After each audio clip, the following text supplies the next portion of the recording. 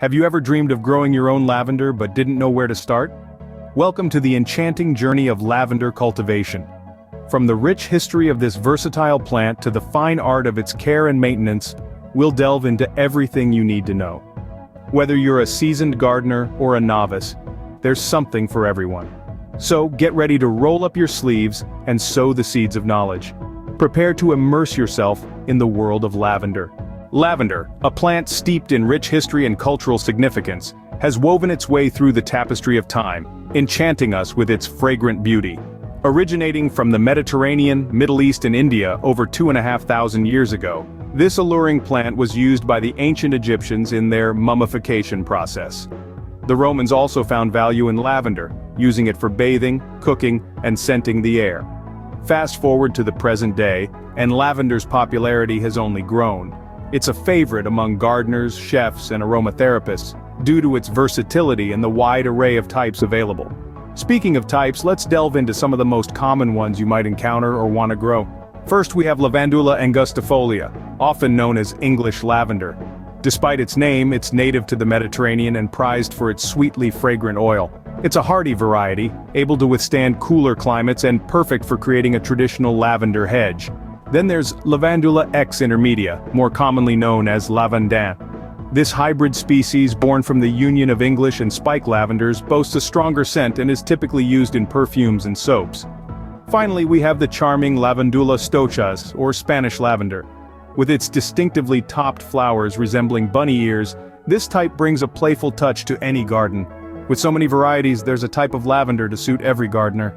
Just like us, lavender thrives in the right environment. When it comes to cultivating lavender, selecting the ideal location and soil is paramount. Before you plant your first seed or seedling, take a moment to evaluate your space. Lavender adores the sun, so look for a spot that gets at least 6 hours of sunlight each day. A south-facing area is usually a safe bet. Remember, the more sun, the more vibrant the blooms. Now, let's talk soil. Lavender is a Mediterranean native, meaning it loves well-draining soil.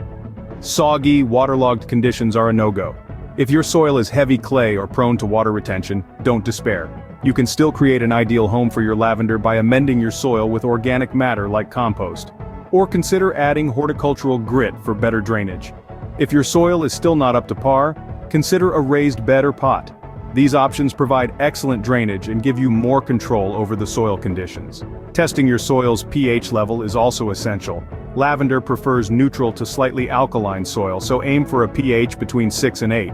If your soil is on the acidic side, adding some garden lime can help raise the pH. In essence, the key to growing lush, vibrant lavender lies in replicating its natural habitat as closely as possible.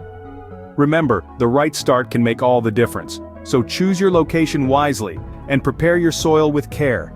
Your lavender plants will thank you with a show of stunning blooms and intoxicating fragrance. Now that we have the perfect spot and soil, it's time to plant. If you're starting with lavender seedlings, you'll want to plant in the early spring, just after the ground has thawed. If you're using mature plants, it's best to plant them in the late spring or early summer. Let's start with seedlings. When planting, make sure to place them about 2 to 3 feet apart. This gives them plenty of room to grow and ensures that they get adequate sunlight. Dig a hole that's deep enough for the seedling's root ball, but not so deep that the plant is buried. Now let's talk about mature plants. When planting, you'll want to make sure the hole is twice as wide and the same depth as the pot the lavender is in. Remove the plant from the pot, gently loosen the roots, and place it in the hole. Fill in the hole with soil, pressing lightly to make sure the plant is secure. Remember, lavender likes dry conditions, so don't overwater it. Water it lightly right after planting, then only when the top 2 inches of soil are dry. Finally, don't forget to mulch around the plants. This helps to retain moisture, keep the roots cool, and prevent weed growth. And just like that, you've planted your very own lavender. But planting is just the beginning. Lavender needs our love and care to flourish. Once your lavender is in the ground, the real adventure begins. Just like any other living thing, lavender has specific needs to grow and prosper. One of these is water, but not too much. Lavender prefers to stay on the dry side, so water it sparingly. Wait until the soil is dry to the touch before giving it a good soak. Too much water can lead to root rot, a common killer of lavender plants. Next, let's talk about pruning. Pruning is essential for encouraging bushy growth.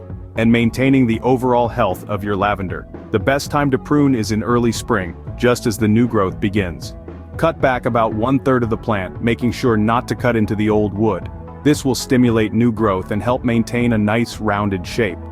Finally, lavender isn't a heavy feeder, but it does appreciate a little boost every now and then.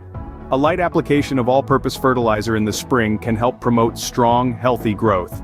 Be careful not to over-fertilize, as this can lead to weak, leggy plants and reduced flower production. In conclusion, lavender isn't a high-maintenance plant, but it does require some attention.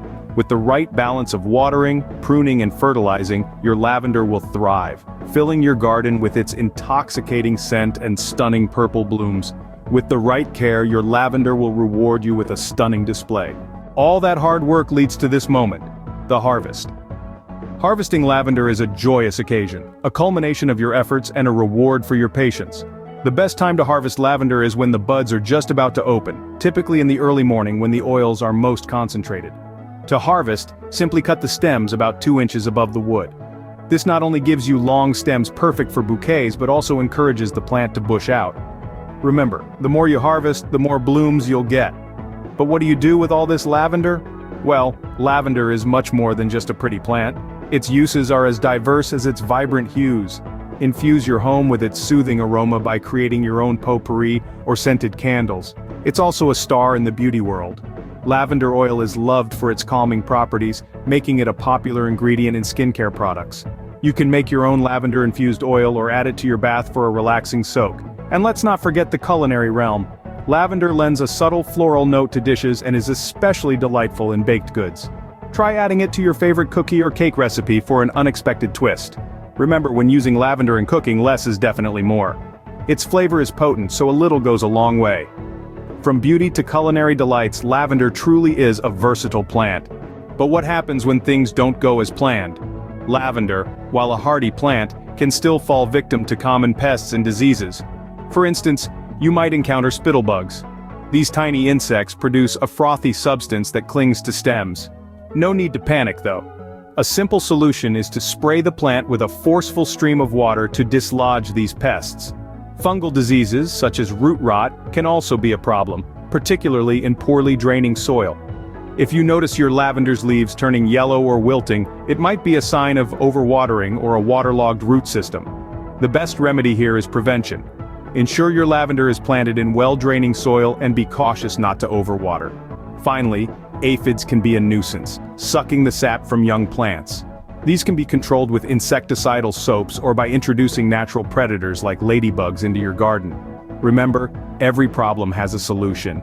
We've journeyed through the world of lavender from seed to harvest. We've explored the rich tapestry of its history and marveled at the myriad of types, each with its own unique allure.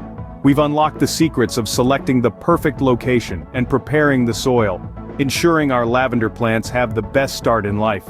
We've walked through the planting process, step by careful step, and learned about the essential care and maintenance required to keep our lavender thriving.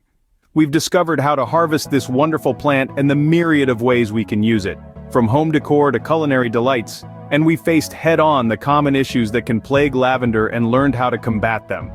Lavender is more than just a plant, it's a journey, a story, and now you hold the pen. Now it's your turn to start your own lavender journey. Happy gardening!